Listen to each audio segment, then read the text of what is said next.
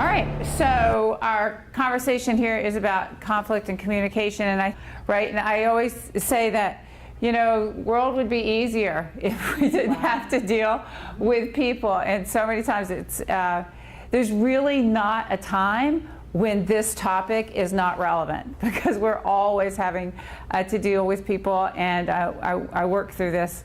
When we talk about conflict, let's define it. There's several different ways.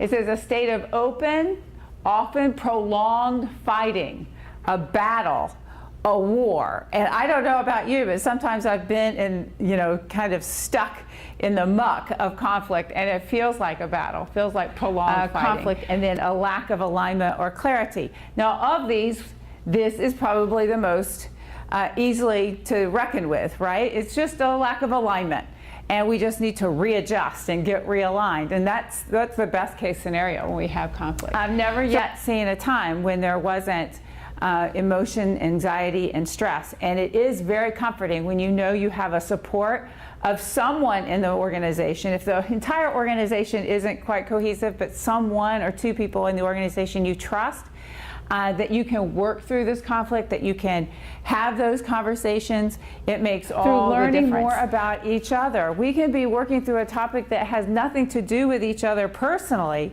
but the way we approach problems, the way we communicate with each other, that opens a pathway to getting to know each other better. And research has shown over and over and over again, if we know someone better, if we're able to move through emotion, anxiety, and stress together and learning with each other, the types of toxic kinds of conflict are less likely to happen. And we know that to be true. There are three elements to conflicts that are the most important, that we really have to pay attention to. And this, I want you to think in terms of both your personal experiences, your home experiences, as well as your work-life experiences.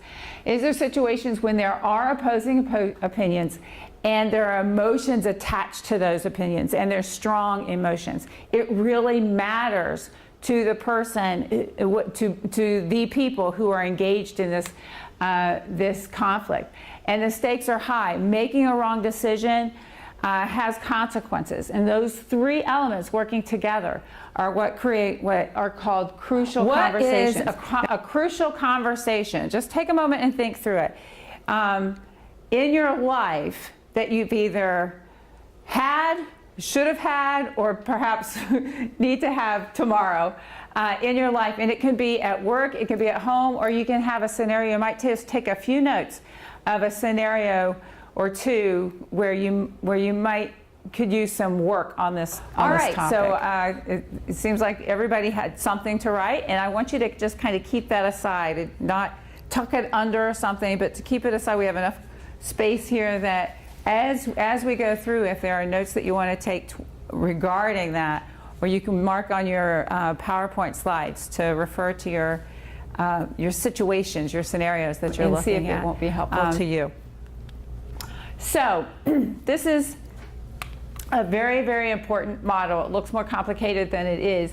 And it gives us kind of a pathway of how we can think through our crucial conversations leads to more effective results than game playing, right? And so talking something through is way faster, even though dialogue itself, it takes time, and we have to work through, and sometimes we get to a place where all right, we're not making any more progress, let's step away from this. But I would challenge you that when you step away from a conversation because you feel like it's not moving forward, that you actually have that conversation with whoever you're working with. I don't really see this conversation going forward. Can we agree to think about this item, this item, this item, the crucial points of this, of where we have a collision, and then say, let's come back and point those through things. So you're actively agreeing that you're going to continue thinking and asking that person to do the same, and then that can go a long way in really helping. So to make it safe, they need to know that you care about their best interests and goals. We call this mutual purpose. These are two terms, mutual purpose and mutual respect. These are two things that are important to kind of keep in your mindset.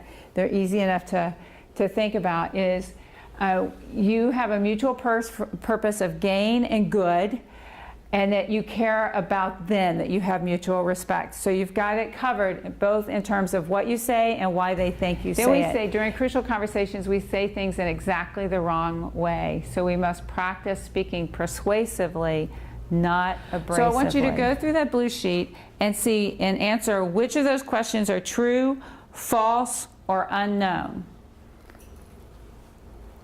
And if you want to talk with each other as you do it, go through it first yourself and then maybe talk with each other. The supervisor yelled at the new recruit. The young man waited until the supervisor was gone and poured sand into the machine, smiling at his sister who worked there.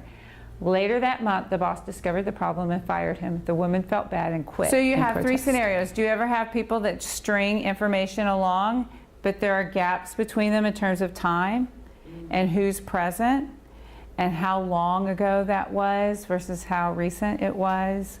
Lots of kind of vagaries, if you will. They're just not, and then we draw assumptions. That's what I was saying.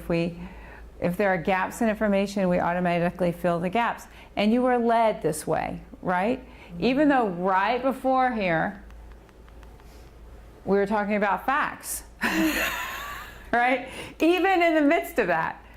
We're talking about facts, so that outcome happens a lot, and so don't feel bad, right?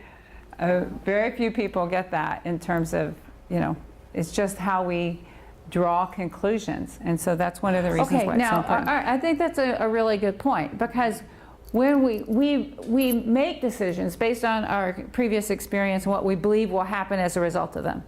Right? Otherwise, it's not a decision. We make decisions because we know that something was going to happen, and we use our experience and our gut and our emotion and our facts to come to conclusions, to make decisions, right?